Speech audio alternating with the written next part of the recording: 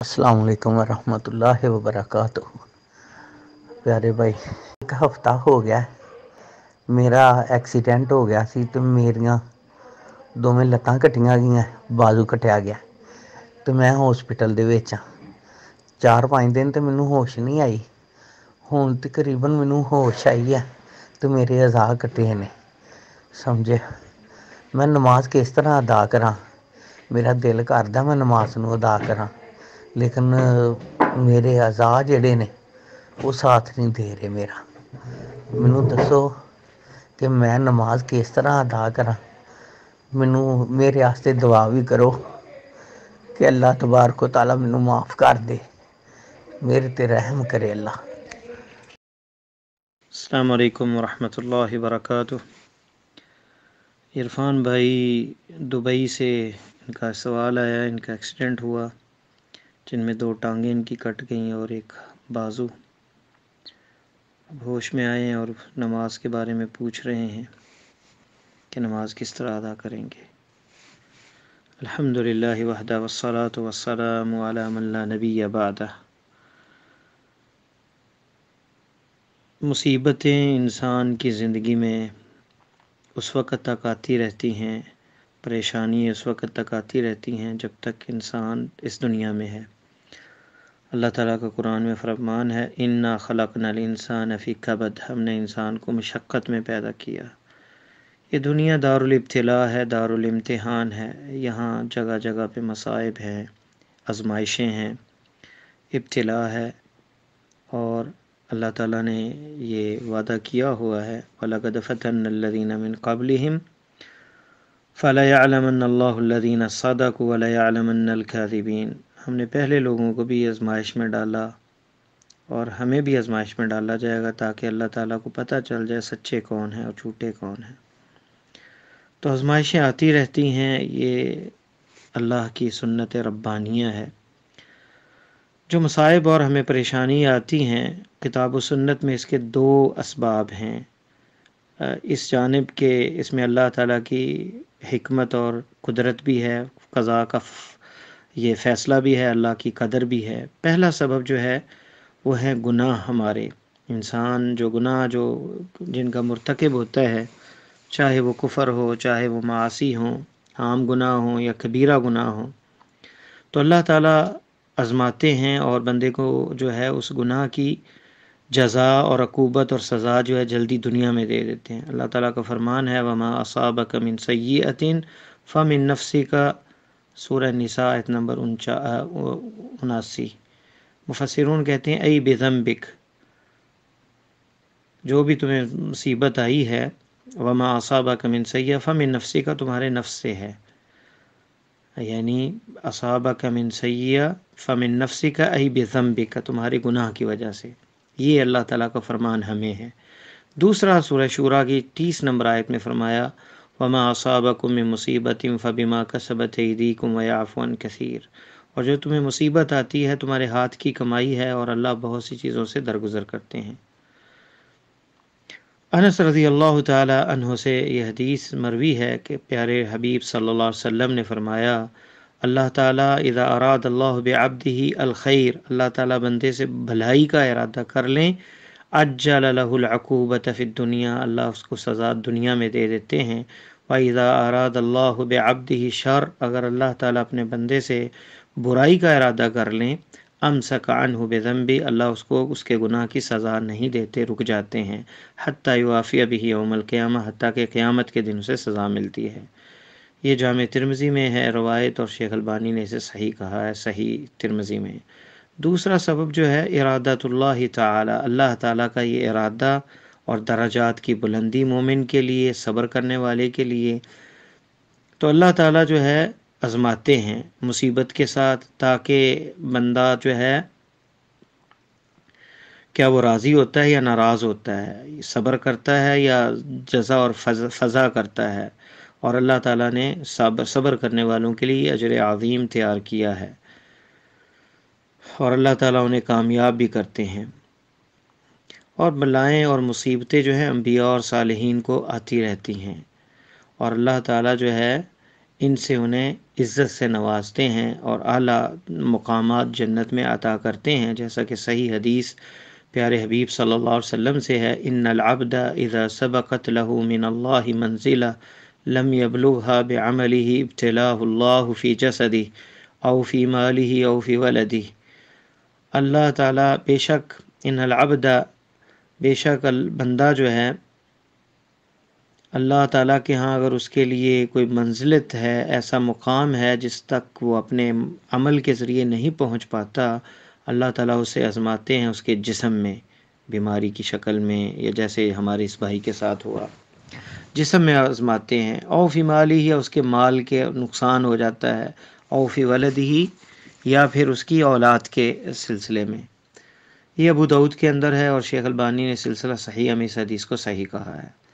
تیسری حدیث انس بن مالک رضی اللہ تعالی عنہ سے ہے کہ پیارے حبیب صلی اللہ علیہ وسلم نے فرمایا، ان عظم الجزاء ما عظم البلاء، بے شک بڑی جزا، بڑا ثواب جو ہے بڑی مصیبت کے ساتھ ہے۔ وَإِنَّ اللَّهَ إِذَا أَحَبَّ قَوْمًا ابْتَلَاهُمْ، بے شک اللہ تعالیٰ جب کسی قوم سے محبت کرتے ہیں تو انہیں آزماتے ہیں۔ فَمَن رَضِيَ فَلَهُ الرِّضَا وَمَن سَخِطَ فَلَهُ السَّخَطُ، پس جو راضی ہو گیا اللہ کے اس فیصلے پہ، اس کے لیے جو ہے اللہ بھی راضی ہو جاتے ہیں، اور جو ناراض ہوا تو اللہ بھی اس کے لیے ناراض ہو جاتے ہیں۔ یہ امام ترمذی نے اپنی جامع میں روایت کیا اور شیخ البانی نے اپنی سلسلہ صحیحہ میں اس کو صحیح کہا ہے۔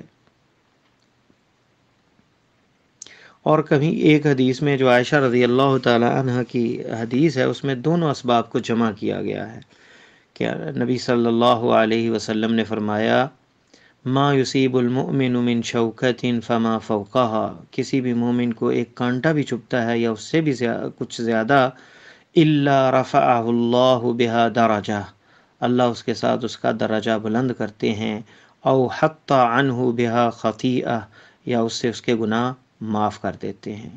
یہ بخاری اور مسلم کے اندر حدیث ہے، 5641 نمبر بخاری میں اور صحیح مسلم میں 2573 نمبر۔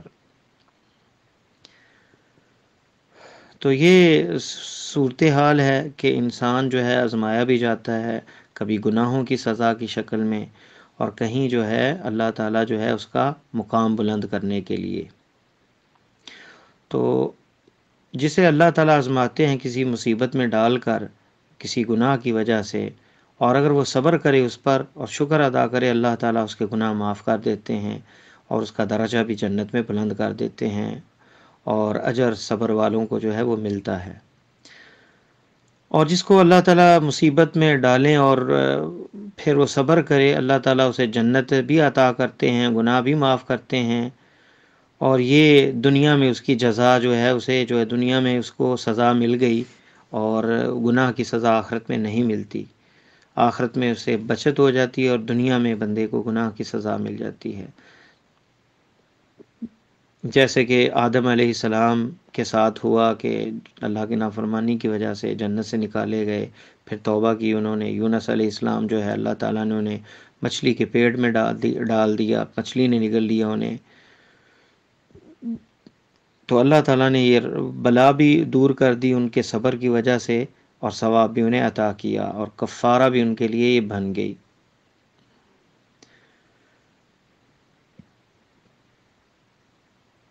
بہت سی احادیثوں میں آیا، جیسے کہ سعد بن ابی وقاص رضی اللہ تعالیٰ عنہ کی حدیث میں ہے، کہتے ہیں قلت یا رسول اللہ ای الناس اشد بلاء، سب سے زیادہ مصیبتیں شدید مصیبتیں کن لوگوں کو آتی ہیں؟ قال الانبیاء، آپ نے فرمایا انبیاء کو، ثم الامثل فالامثل، پھر جو ان کے قریب تر ہوتے ہیں، فیبتلی الرجل علی حسب دینہ، آدمی کی آزمائش ہوتی ہے اس کے دین کی قدر کے اعتبار سے، اگر اس کا فإن کان دینہ صلبا اشتد بلاؤہ، اگر دین میں وہ سخت ہے اور دین پر کاربند ہے تو اس کی بلا بھی، اس کی مصیبت بھی سخت ہوتی ہے۔ وإن کان فی دینہ رقہ، اگر دین میں نرمی ہے، کمزوری ہے، ابتلی علی حسب دینہ، دین کی مقدار کے حساب سے اس کی آزمائش ہوتی ہے۔ فما یبرح البلاء بالعبد حتی یترکہ یمشی علی الارض وما علیہ خطیہ، بلا اور مصیبت بندے کو رہتی ہے اس کے ساتھ حتیٰ کہ وہ زمین پر چلتا ہے اور اس پر کوئی گناہ نہیں رہتا، اسے امام ترمذی نے اپنی جامع میں روایت کیا ہے اور اسے کہا ہے حسن صحیح، 2398 نمبر حدیث ہے۔ تو دیکھیں اس میں دونوں اسباب ذکر کیے گئے ہیں، صبر کرنے کے ساتھ اللہ تعالیٰ اس میں گناہ بھی معاف کرتے ہیں، مومن کے درجات بھی بلند ہوتے ہیں۔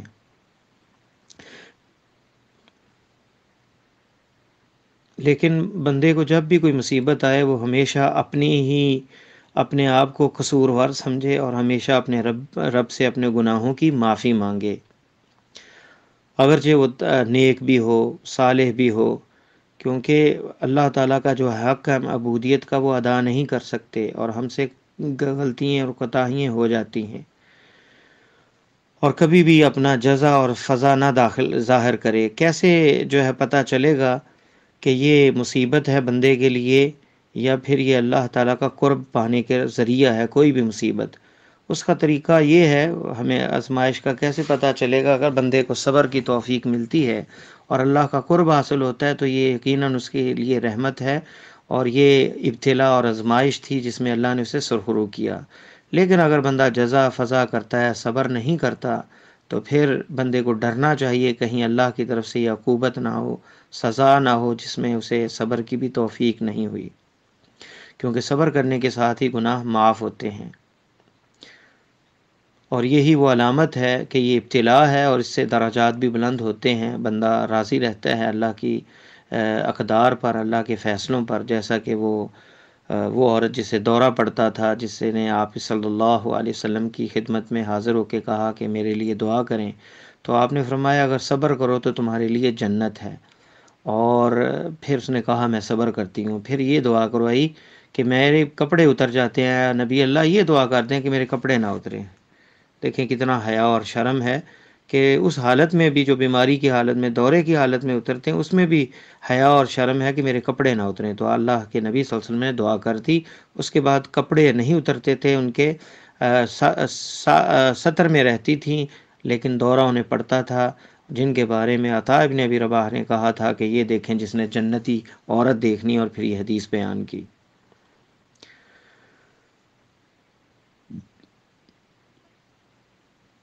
تو ہم سے بہت سے گناہ ہو جاتے ہیں، اور اللہ کے نبی صلی اللہ علیہ وسلم کے صحابہ دیکھنے، ان کے کتنے عظیم وہ صحابہ تھے کہ اللہ کے نبی صلی اللہ علیہ وسلم کے ایک چھوٹی سی مخالفت میں احد کے میدان میں کتنے جو ہے شہید ہو گئے۔ اللہ کے نبی صلی اللہ علیہ وسلم نے انہیں جو ہے کہا تھا کہ اس گھاٹی کو نہیں چھوڑنا، اور ایک چھوٹی سی نافرمانی پہ کتنا بڑا جو ہے وہ 70 مسلمان شہید ہوئے اور زخمی ہوئے احد کے میدان میں، صرف ایک چھوٹی سی اللہ کے نبی صلی اللہ علیہ وسلم کی مخالفت کی بنا پہ۔ اور ہمارے دن رات کتنے گناہ ہوتے ہیں۔ ابراہیم ابن ادم رحمہ اللہ کہتے اذا را اشتد الریح، کہ جب تیز آندھی چلتی تو آسمان الٹ پلٹ ہوتا، اور آسمان کی طرف وہ نظر اٹھاتے اور کہتے ھذا بسبب ذنوبی، یہ میرے گناہوں کی وجہ سے، اگر میں تمہارے درمیان سے نکل جاؤں تو یہ معاملے درست ہو جائیں۔ تو ہمارا کیا حال ہوگا؟ یہ صالحین کا یہ حال تھا کہ اپنے آپ پہ وہ ہمیشہ جو ہے اپنے آپ کو اتہام دیتے تھے کہ ہماری غلطیاں ہیں، اس وجہ سے یہ مصائب آئے ہیں۔ تو ہمیشہ بندے کو اللہ کے سامنے تواضع و عاجزی سے رہنا چاہیے اور معافی مانگنی چاہیے کہ اگر ابتلا بھی ہے، آزمائش بھی ہے، تو اللہ بندے کو صبر دے۔ دوسرا، ایسی حالت کے اندر نماز کا کیا حکم ہے؟ نماز اللہ تعالیٰ فرماتے ہیں لا یکلف اللہ نفسا الا وسعها، اور فرمایا فاتقوا اللہ ما استطعتم، اللہ سے جتنا ڈر سکتے ہو ڈرو، اور اللہ تعالیٰ اپنی وسعت سے، بندے کی وسعت سے زیادہ مکلف نہیں کرتے۔ تیمم مشروع ہے، بندہ وضو نہ کر سکے، بندہ جیسے ایک حدیث بخاری کے اندر حدیث آتی ہے کھڑا ہو کے نہیں پڑھ سکتا نماز تو بیٹھ کے پڑھے، بیٹھ کے نہیں پڑھ سکتا تو لیٹ کے علی جنب ایک طرف جو ہے کروٹ لے کر جو ہے وہ نماز پڑھے۔ ہاتھ نہیں ہے تو ایک ہاتھ اگر ہے تو ایک ہاتھ سے رفع الیدین کرے گا، تکبیر کہے گا، زبان چل رہی ہے۔ اگر ہاتھ بھی نہ ہو بندے کے تو آنکھ کے اشارے سے جو ہے وہ رکوع بھی کرے گا، سجود بھی کرے گا اور دعائیں بھی پڑھے گا۔ اللہ تعالیٰ بھائی کے درجات بلند فرمائے، انہیں صبر کی توفیق دے۔ یہ دنیا آزمائش ہے، جب تک موت نہیں آ جاتی دنیا میں آزمائشیں آتی رہتی ہیں۔ جس کو بھی آزمائش کو یا اللہ صبر کی بھی توفیق دے۔ اے اللہ تعالیٰ ہم گناہ گار بندے ہیں، تیری آزمائشیں جو ہیں ہم اس پہ پورا نہیں اتر سکتے، بہت کمزور ہیں، ہمیں اپنی عافیت کی چادر میں ڈھک لے اے رب۔ اے ہمارے رب ہمیں عافیت عطا فرما، جیسا کہ ابو بکر صدیق رضی اللہ تعالیٰ عنہ نے پہلا خطبہ مدینہ میں آپ صلی اللہ علیہ وسلم کی وفات کے بعد ادا کیا تو کہا، آپ آنکھوں سے آنسو جاری ہوئے اور فرمایا کہ لا الہ الا اللہ محمد رسول اللہ پڑھنے کے بعد عافیت سے بڑی کوئی چیز نہیں، کیونکہ جب بندہ یہ کلمہ پڑھتا ہے تو آزمائشیں آتی ہیں رب کی طرف سے۔ اللہ تعالیٰ ہم سب کے گناہ معاف فرمائے اور ہمیں اپنی عافیت میں رکھے، اور دنیا میں بھی بھلائی نصیب فرمائے اور آخرت میں بھی۔ واللہ تعالیٰ عالم۔ عرفان بھائی، آپ کے ایکسیڈنٹ کا، حادثے کا سنا اور دل کو کافی تکلیف ہوا۔ اللہ سبحانہ و تعالیٰ آپ کو اس صدمے اور اس آزمائش اور امتحان پہ صبر کرنے کی اللہ سبحانہ و تعالیٰ توفیق نوازے، توفیق عطا فرمائے۔ اللہ سبحانہ و تعالیٰ کی رضا کے لیے، اللہ سبحانہ و تعالیٰ کے فیصلوں پر اور اللہ سبحانہ و تعالیٰ کے حکم پر صبر کرنا، اس کی بہت بڑی دین میں فضیلت ہے۔ اللہ سبحانہ و تعالیٰ صبر کرنے والوں کو پسند فرماتا ہے۔ اس سے زیادہ خوش قسمتی کی اور کیا بات ہوگی کہ اللہ سبحانہ و تعالیٰ ہم سے محبت کرے۔ اور اللہ تعالیٰ قرآن کریم میں فرماتا ہے واللہ یحب الصابرین، اللہ صبر کرنے والوں کو اللہ صبر کرنے والوں سے محبت کرتا ہے۔ اور اسی طرح اللہ سبحانہ و تعالیٰ قیامت کے دن جب صبر کرنے والے اللہ تعالیٰ کے فیصلوں پر، دنیا میں اس کے اوپر آئے ہوئے آزمائش، امتحان، مصائب، پریشانیاں، ان کے اوپر صبر کرنے والے جب اللہ تعالیٰ کے ہاں اللہ سبحانہ و تعالیٰ انہیں جنتوں میں قیامت کے دن جب انہیں اجر و ثواب سے نوازے گا، اس وقت اللہ سبحانہ و تعالیٰ فرمائے گا انی جزیتہم اليوم بما صبروا، میں نے یہ جتنی بھی جزا، جتنی بھی نیک اچھے بدلے انہیں عطا کیے ہیں، بما صبروا، اس وجہ سے کہ انہوں نے صبر کیا، انہم هم الفائزون، صبر کرنے والے ہی کامیاب ہوں گے۔ اسی طرح رسول اللہ صلی اللہ علیہ وسلم نے فرمایا وما اعطى احد عطاء خيرا واوسع من الصبر، کسی کو بھی صبر سے زیادہ بڑی نعمت، صبر سے بھی زیادہ بہت خیر والا اللہ تبارک و تعالیٰ کی طرف سے عطا کسی کو بھی نہیں دیا۔ صبر جیسا نعمت اور صبر جیسا کشادہ خیر اللہ سبحانہ و تعالیٰ نے کسی اور کو نہیں دیا۔ اور اسی طرح اللہ سبحانہ و تعالیٰ نے فرمایا قرآن مجید میں انما یوفی الصابرون اجرہم بغیر حساب، اللہ سبحانہ و تعالیٰ صبر کرنے والوں کے لیے جو اجر و ثواب ہے وہ بغیر حساب دیں گے، یعنی بے شمار اس کے لیے اجر و ثواب ہوگا، لا تعداد اس کے لیے اجر و ثواب ہوگا، کیونکہ اس نے اللہ تبارک و تعالیٰ کی رضا کے لیے صبر کی، تقدیر پر ایمان لے آئے۔ اس نے کہا کہ اسی میں ہی اللہ سبحانہ و تعالیٰ کی طرف سے خیر ہوگا انشاءاللہ۔ تو ہمارے دین میں صبر کرنے کے بہت زیادہ فضائل ہیں۔ رسول اللہ صلی اللہ علیہ وسلم کی تعلیمات بھری پڑی ہیں، کس طرح آپ اپنے صحابہ کرام کو صبر کی تلقین کرتے تھے۔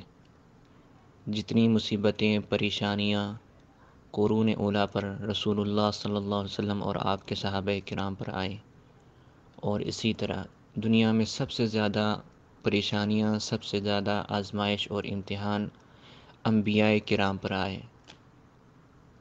وہ قتل بھی ہوئے، وہ زخمی بھی ہوئے، انہیں ہجرتیں بھی کرنی پڑیں، انہیں مختلف قسم کے ظلم و ستم بھی برداشت کرنا پڑا۔ تو دنیا میں سب سے زیادہ پریشانیاں انبیاء پر، اللہ تعالیٰ کے اولیاء پر، صالحین پر، نیک بندوں پر آئی۔ لیکن یہ ہے کہ صبر پر صبر کرنا ان مصیبتوں پر، یہ اللہ سبحانہ وتعالیٰ کی طرف سے خاص فضل اور انعام ہے جو صرف اس کے خاص بندوں کو اللہ سبحانہ وتعالیٰ عطا کرتا ہے۔ وَبَشِّرِ الصَّابِرِينَ الَّذِينَ إِذَا أَصَابَتْهُمْ مُصِيبَةٌ قَالُوا إِنَّا لِلَّهِ وَإِنَّا إِلَيْهِ رَاجِعُونَ، اللہ تعالیٰ ارشاد فرماتا ہے کہ وَبَشِّرِ الصَّابِرِينَ، صبر کرنے والوں کو خوشخبری دیجیے، الَّذِينَ إِذَا أَصَابَتْهُمْ مُصِيبَةٌ، جب انہیں کوئی مصیبت آن پڑتی ہے تو وہ کہتے ہیں اِنَّا لِلَّهِ، ہم اللہ تعالیٰ کے لیے ہی ہیں، وَإِنَّا إِلَيْهِ راجعون، اور اسی کی طرف ہی لوٹ کے جانا ہے۔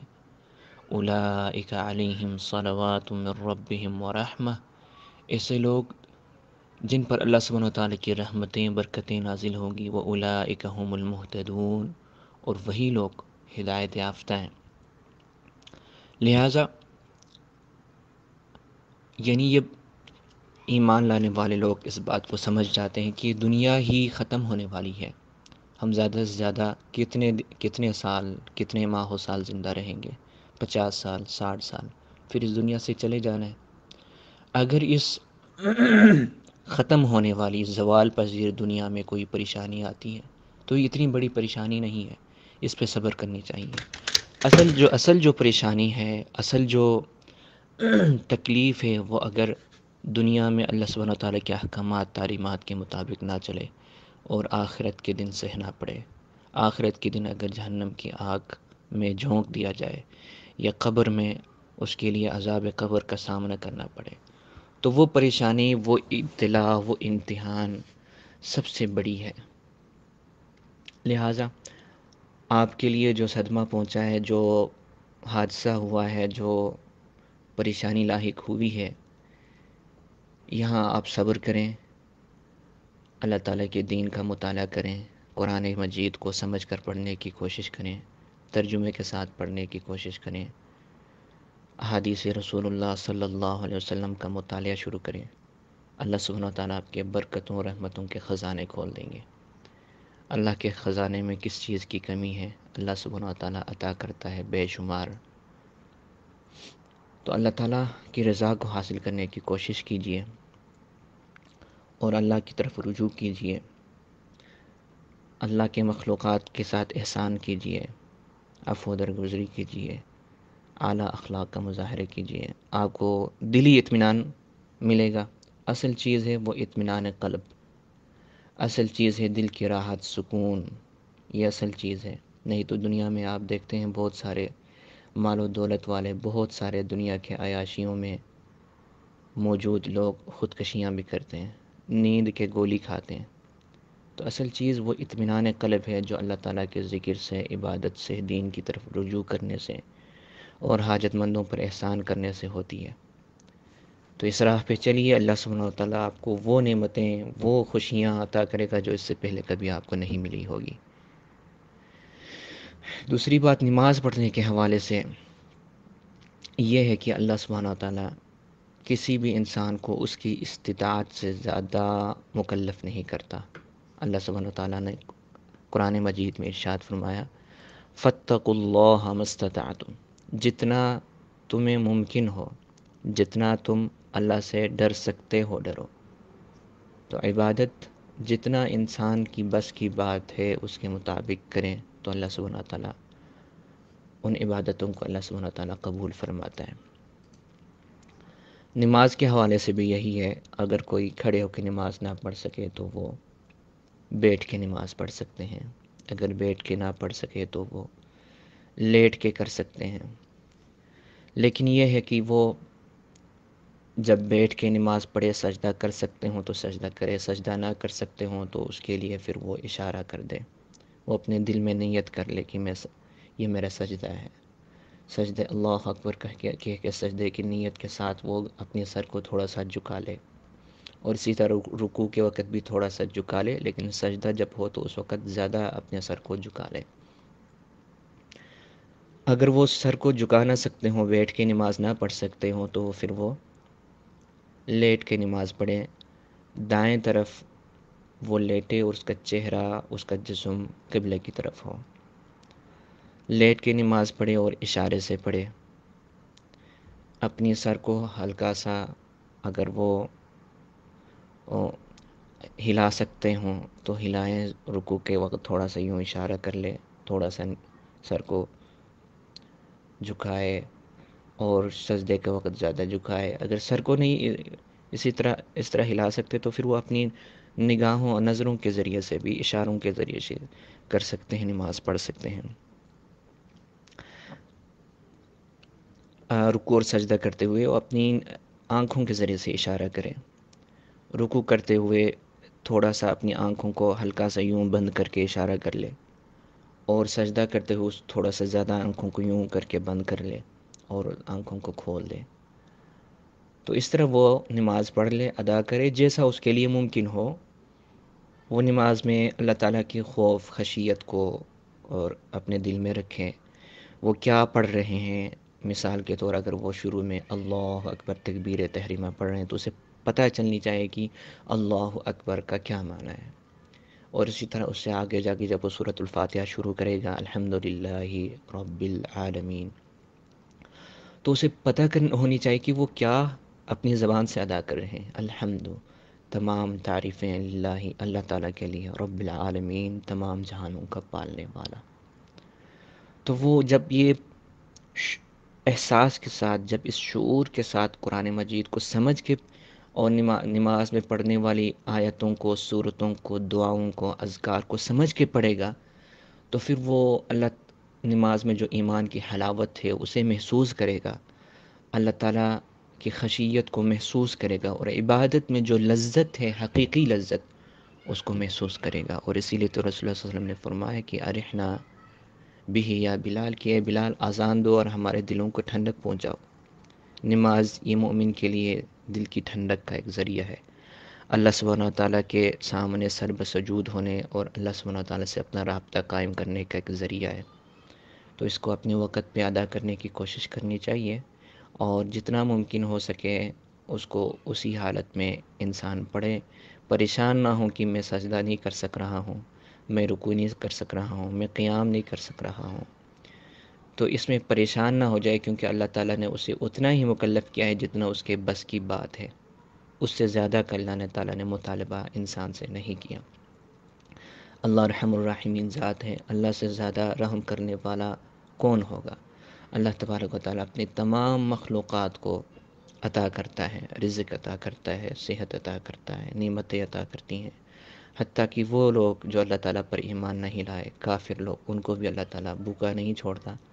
سب کو اللہ سبحانہ و تعالیٰ اپنی رحم و کرم کے ذریعے عطا کرتا ہے. مومنین کو، مسلمانوں کو جو اللہ پر ایمان لائے، دنیا آخرت دونوں میں عطا کرے گا. جو اللہ پر ایمان نہ لائے اس کے لیے صرف دنیا ہی ہوگی. لہٰذا اس میں پریشان ہونے کی ضرورت نہیں ہے. عبادت، استغفار، مطالعہ خود نہ کر سکے تو ساتھ جو بیٹھے ہیں ان میں سے کوئی اچھی سی کتاب پڑھنا شروع کریں. کتاب التوحید پڑھنا شروع کریں ترجمے کے ساتھ. نخبۃ الاحادیث، حدیث کی ایک چھوٹی سی کتاب ہے کچھ ورقوں پر مشتمل، وہ پڑھنا شروع کر دیں ترجمے کے ساتھ. دارالسلام میں بہت ساری کتابوں کا اردو ترجمہ موجود ہے، انگلش ٹرانسلیٹ موجود ہے، وہ اپنی مطالعے میں رکھیں. ساتھ بیٹھا ہوا کوئی دوست، احباب، بیٹا، گھر والی، کوئی بھی پڑھے، تو اس طرح بہترین طریقے سے اپنا وقت بھی گزار سکتا ہے.